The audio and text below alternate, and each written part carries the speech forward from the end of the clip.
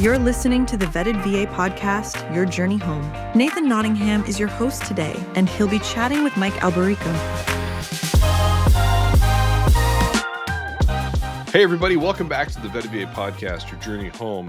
In this series, I'm sitting down and have the extreme honor to do this, to sit down with Vetted VA professionals. These are mortgage and real estate professionals that have joined Vetted VA to serve the greater community, to build the community. And they do so with a lot of service, a lot of education, but then a lot of service, a lot of holistic giving of themselves in education and awareness to that group. And so we don't talk about ourselves a lot in that group. It comes up once in a while. Somebody will say something nice, and that's really great. But this series allows us to spend time getting to know the men and women that make up Vetted VA and the Vetted VA professionals that you'll find on VettedVA.com on the map or in the Vetted VA Facebook groups as moderators. So with me today is Mike Alberico from North Carolina. Mike, thanks for joining me today. Pleasure to be here, sir. It's so formal. I can't believe you just said that. I appreciate it. Mike and I have known each other now for 5-6 years through the broker channels in the community, but also through Vetted VA, more specifically, getting to know each other. We've gotten to celebrate with him as his family grows, as they've had success, as they've had changes and challenges in business. And so, Mike, one of the greatest things that I love asking is, like, how in the world did you choose mortgage as a vocation for providing for your family? Like many people, I didn't find it. It found me. So, quick backstory. I actually have a criminal justice and sociology degree. I went to the University of North Carolina at Wilmington, which is down on the coast for all our veteran friends out there, just south of Camp Lejeune. Mm-hmm. And I was trying to figure out my way. So I was being recruited by the U.S. Border Patrol, and actually the U.S. Coast Guard wanted to set up interview, but I don't know. I was a young kid and just none of that appealed to me. So I ended up in country club and hospitality management and did that right out of school because I was working at a country club through college and learned the golf side, then learned the food and beverage side, then got into management, bounced around the state of North Carolina between Charlotte, Southern Pines, Pinehurst area, and eventually back here in Raleigh, where my wife's from, and did my last stint here. And the reason the change was we wanted to start a family. We want to have kids. And I was working every night, weekend, holiday. The further up the corporate ladder, for lack of a better term, I made it, Mm-hmm. the more the responsibilities were and the more the pay wasn't commensurate with the work. So we decided that we would reach out to some family friends. And it was actually my wife's old neighbor, who she became very good friends with the family. She used to babysit their children in high school and college. He said, my brother-in-law owns a mortgage company. He's looking to expand. Go give it a shot. That's literally how I ended up in the mortgage industry. So I had no experience. They trained me. This was in 2012. And I worked for him for 9.5 years and went to like a larger regional model. And then since 2024, I've owned my own business with a business partner who's also going through the Vetted VA training right now. And the rest is history, and enjoyed it. And now get to really be a business owner, boots on the ground in our community. And yeah, I'm absolutely loving it. These fraud calls are crazy good. I love that. The structure with which you've been building. So as a business owner, how are you utilizing both, like, all the things you've learned in structuring and supporting the veteran community, the active duty service member community in our area? I mean, your VA, you did some VA, but then you trained on it. Now you do more. You teach locally. Like, how has that actually impacted your ability to serve? Well, that all started when I was probably like 3 or 4 years into the business. I don't even know if it was that long, and started to get more VA inquiries because we used to get a lot of people inquiring online, and then referral base started building. But I've always offered to, just do a initial fee sheet review, back in the day, a GFE, now loan estimate. And man, I started seeing, let me back up. The first time I really did a comparison, I went back into my boss's office and said, can you check my math? Because I don't think I priced something correctly. And so he came in, sat down. He's like, no, you're correct. you're just like $8,000 cheaper than this veteran friendly organization. And that's when I really learned. I was like, and my boss explained he'd been doing it forever. He's like, no, there's lots of margins on these VA loans, and lots of these companies that claim to be veteran friendly are making a lot of money off them. He goes, we're brokers, we're a comp set lower. We are the same, whether it's Mm. conventional, government, etc. He goes, Yep. you're just that much better. It's like, that's kind of crappy for people that have served this country, that they're Right. being taken advantage of. So that's when I started really getting focused on it. Then through like our mutual networks, met Christopher, then you, and Mhm. really started to get into training and really put a focus on it. I, as I said, I didn't serve. My grandfather did. That's whose flag's behind me. He's a Korean War vet. My dad Mhm. was in the Army during Vietnam, and my stepfather was in the Navy during Vietnam. So Mhm. it is in my family, and it was became a passion. And recently, I just got invited to a real estate office in Fayetteville, because obviously they're Mhm. heavy on VA loans, being right next to Fort Liberty, to do education. And really just bringing the education is what I've enjoyed. And then that does, as we know, turn into referral business, because you become an expert in that field. And I've always offered, even if it's not a deal I'm working, like I have listing or agents that are doing listings. They're like, hey, what do you think of this VA offer? Or the lender, I'll give them, opinions. Like I can always also cross qualify them, but they'll call and ask me like, hey, the buyer's lender's asking for this. Is this legit for VA? Sometimes like, no, that seems like an overlay, or no, it Mm. is, but here's the easiest way you can get it. So that's parlayed into me being one of the local experts. And I mean, I just have really grown a passion for educating, because when you enjoy this subject, it's not like we're teaching self-employment income calculations, which I can do, just don't enjoy it. I could probably run the VA class without a script and just do question and answer like Christopher Yep. does and you do. And it's just, Yep. it's become super enjoyable and has allowed me to help people save money, and more importantly, utilize their VA benefits when sometimes they were discouraged not to, which is insane. Why why is it that some people are discouraged not to use their benefit? I mean, it's an earned benefit, contractually earned. It's the only loan type out there in the US that does it this way, where you can't actually use it unless you've served, and you've served and left service in good standing, right? Honorable discharge, or there's a couple sub markers there. Like, why would somebody just refer someone who's earned this right? Why would they be referred to use a different loan type? Scared of the program because they don't understand it, or they've been taught incorrectly that it's harder, Mm, slower, more expensive, and more challenging. So right. a lot of times when I'm working with agents that are on their first couple VA loans, I'll print out a minimum property requirement checklist. Say, when Yep. you're taking your veteran clients out, look around the property. If you see any of these, and it could be an issue, saying don't not use the VA loan, but we can prepare ahead of time. You see Hmm. something wrong with the property that wouldn't meet MPRs, then bring it up to the listing agent. Be like, hey, we can fix this. And then, a lot of times folks think that the appraisal process is different, which that's one of the main things I teach, is it's actually better because of the ROV process, Tidewater, et cetera. So it's just misconception. That's with the more people learn, the more willing they are to accept those offers. Because That's if you right. have a seller that doesn't know any better, I mean, that not being negative, they might sell 3 houses in their lifetime. They don't know the ins and outs of loan programs. They might not even know that there is such thing as a VA loan, but if they're being advised not to take it from the buyer, that's problem number one. And that's what all of us collectively are working on eliminating, to Yep. just teach them with real world examples and the VA handbook that it's not harder. It's actually easier and sometimes faster.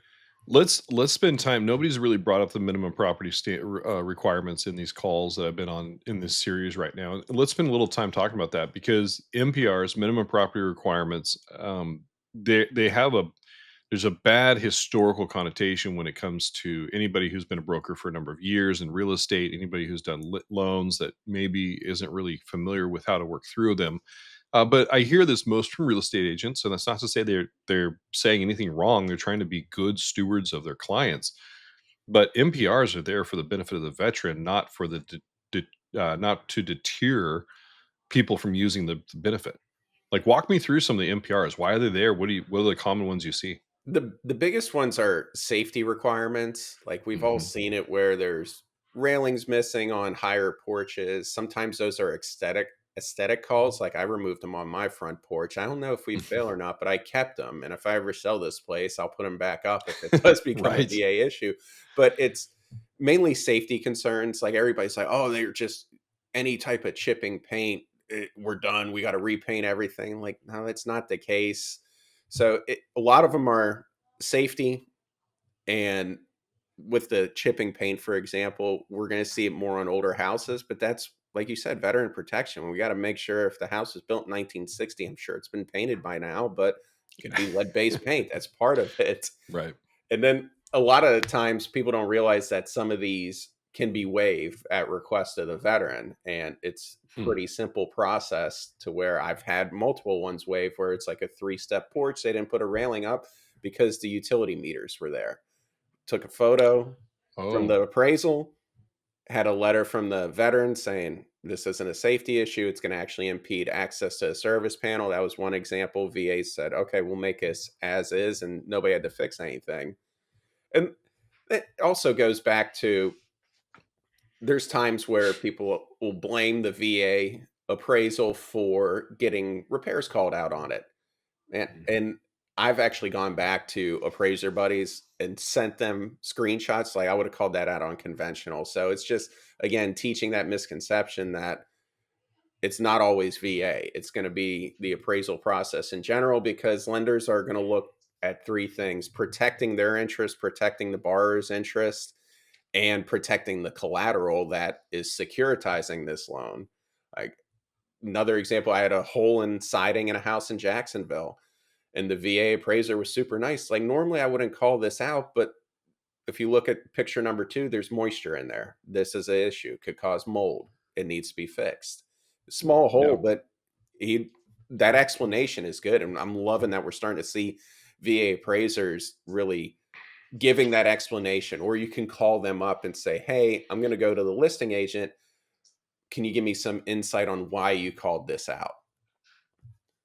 I think that's been one of the most fascinating pieces about the whole thing is minimum property requirements, like you said, is actually an appraisal is done to validate the value to protect the lender, right? Also the borrower, like are they getting a value that is of efficient, comparable value on the marketplace, and then securitizing the collateral against it, or using it as securitization for the loan.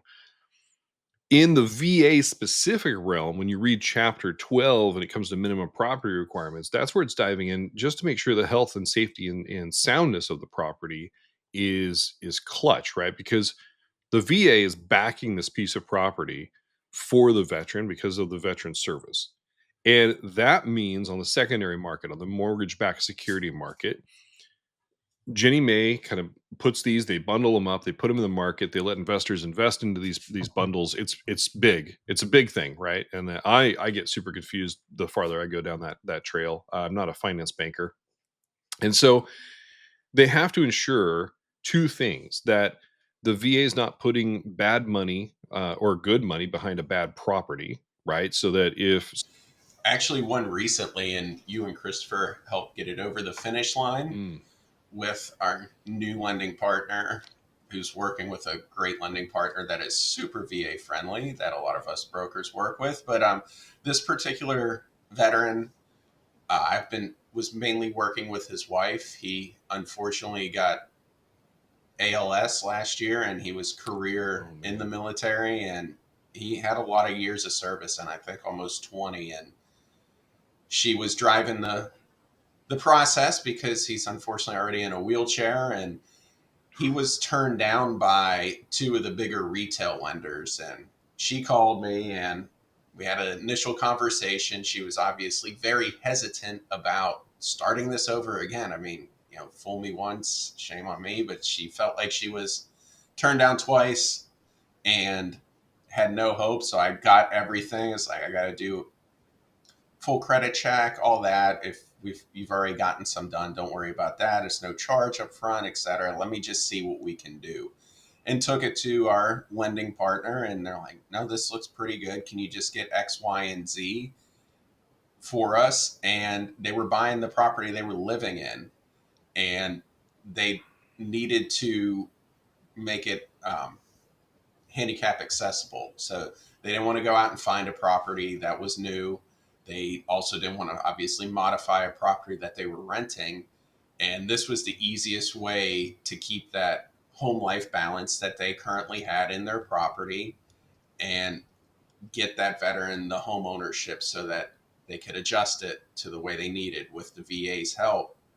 Yeah. And she was beyond excited at the end. I mean, we even ran into a little hiccup at the end, and she's like, sorry, I didn't mention that I have full power of attorney because he can't sign docs. And our wonderful closing teams like just shoot over the POA, and we redid them. They had to wait at the office for about 45 minutes, but it's their property now. That one stands out. Wow. Another good one was a surviving spouse, which a lot of surviving spouses don't know that in most cases, if they can utilize their deceased husband or wife's VA benefit. This lady had 4 children and a high rate, and she was not working because she had to take care of her 4 children. She's like, I really need to get this payment down. And we were able to get a incentive from one of our lenders. I explained it as like, look, I'll try and make this as skinny as possible, in industry terms, as cheap as possible. And they threw in an incentive, and it saved her like $600-700 a month, and she was beyond grateful. And that's just legacy for her family, her kids. They owned a house in North Carolina that they love. Now it was cheaper for her to afford, so she could spend that on other things to take care of those children. Because I mean, it's hard enough being a single parent, let alone a single parent in that situation. So that one always stood out. Yeah. That's a great story. One of the concepts there that I hear regularly is the stories that stick with us the most are the ones where we were able to serve somebody who was told no multiple times and they just didn't give up. They had the tenacity to keep pushing forward. And when somebody has that type of tenacity and they come into you and they're like, look, here's why. It's not that I'm trying to be greedy. It's that we have needs. Like we have Maslow's hierarchy of need. I need safety and security, right? I need somewhere to live, and I don't want to do it in such a way that just I don't have hope. And those stories, either by failure or by success, really do rock a place in our minds and our hearts of we can call back to them and understand why we did it and how it served the better population. I think it helps us make decisions and also choose to fight a little harder the next time when we're faced a no. I kind of wish that non-industry professionals would understand how often we hear no and how often we have to be okay with that and keep going. Like we hear no, and no just tells you, okay, that little path isn't okay, but I'm going to keep bumping off the rails until I find the yes. It's very rarely do you find just a straight no.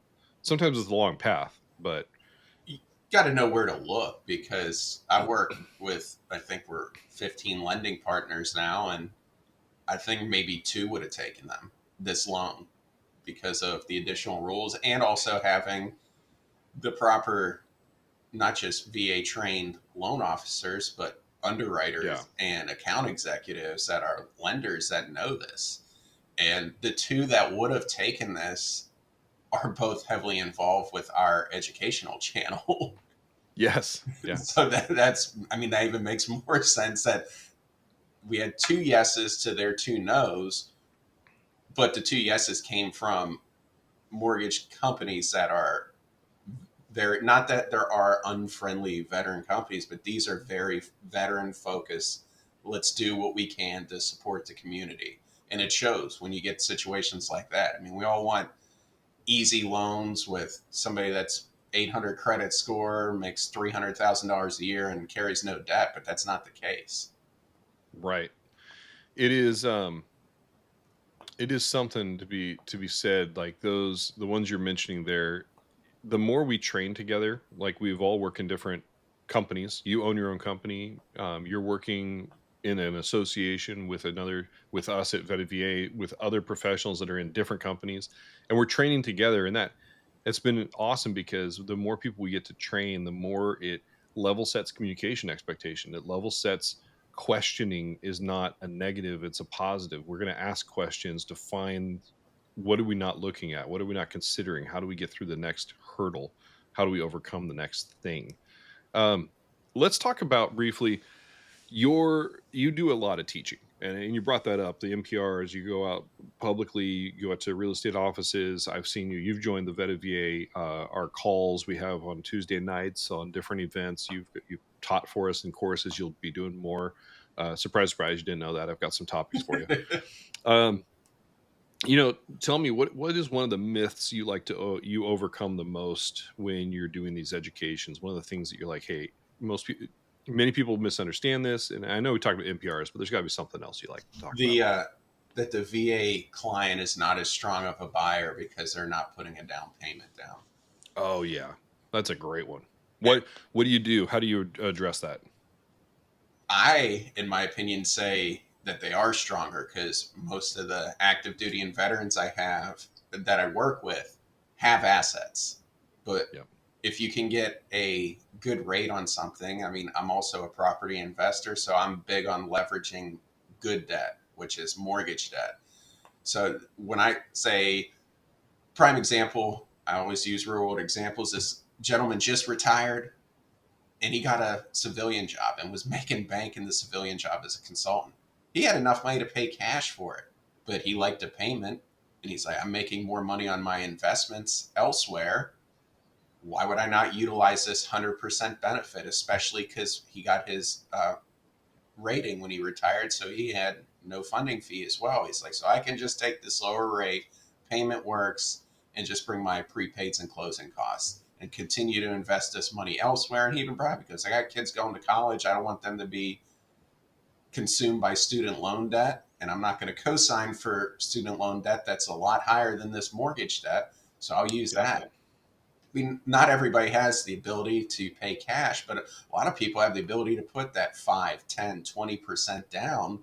But why would you not save that? And the reason I say that's stronger is because, you know, things happen with properties. You go in and, like, we brought one of our houses once. We knew that the HVAC was on its last leg, but sure enough, a week into us owning it, it finally kicked the bucket. Our inspection said, I don't know how much longer you have, but da da da.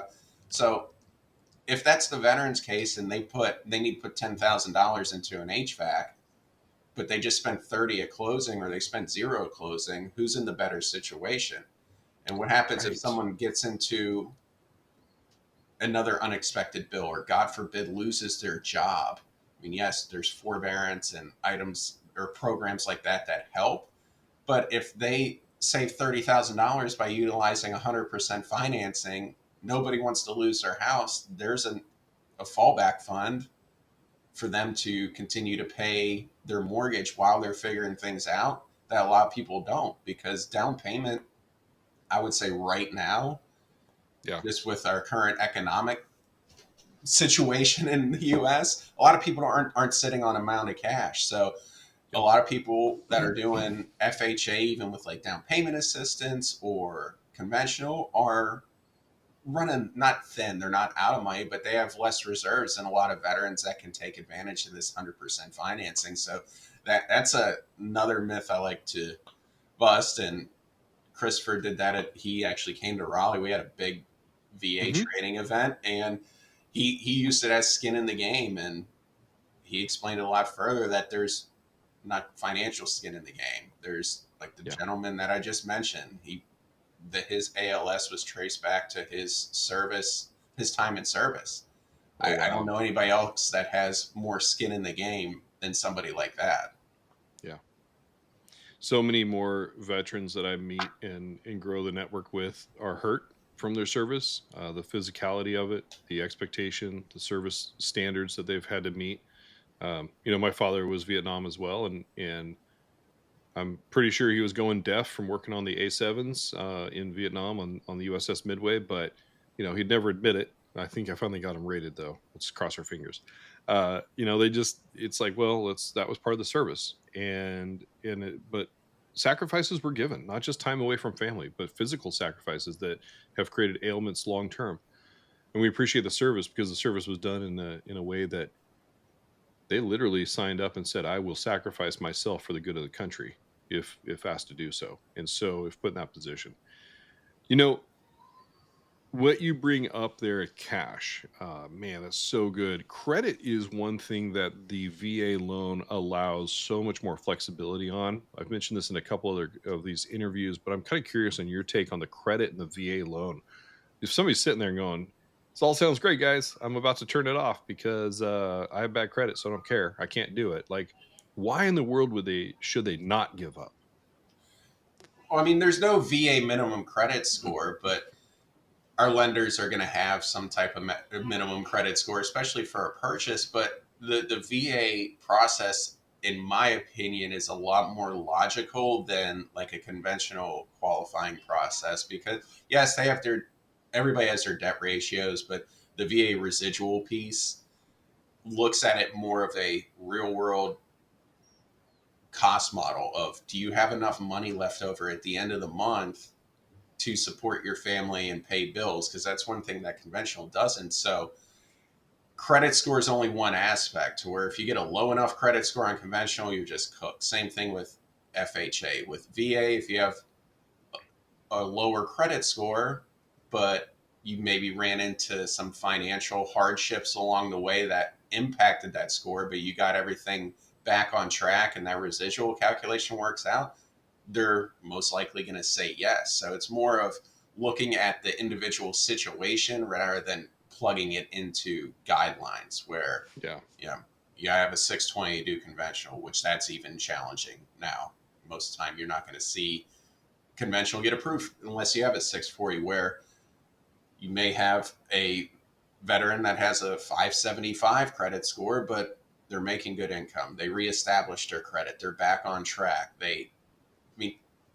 One thing I do like is a lot of times when you're working with a lower credit tier veteran borrower, if it works, the lender will approve it, but they're also putting in extra fail safes behind the scenes to make sure that it works. Like I've done a lot with our partner EPM in Atlanta, and one of their things that always stuck out at me is we have to help the veteran write a budget. So if it is what's Yep. called the manual underwrite, saying, okay, we can't get a US approval. We verified their rent's been paid on time for 24 months. Their debt to income ratio works, but let's also write a simple budget, whether it's a Mm. spreadsheet from NerdWallet that factors in what are they spending on groceries, car insurance, items that don't land on the loan application. Yep. So if that works and we can see that they have additional funds left over at the end of the day, then they're going to get their house and they're not going to be paying rent. They're going to be building something for their family. And that's why they shouldn't give up. And even if it's not now, I always tell them it's not no, it's not yet. Let's look at it.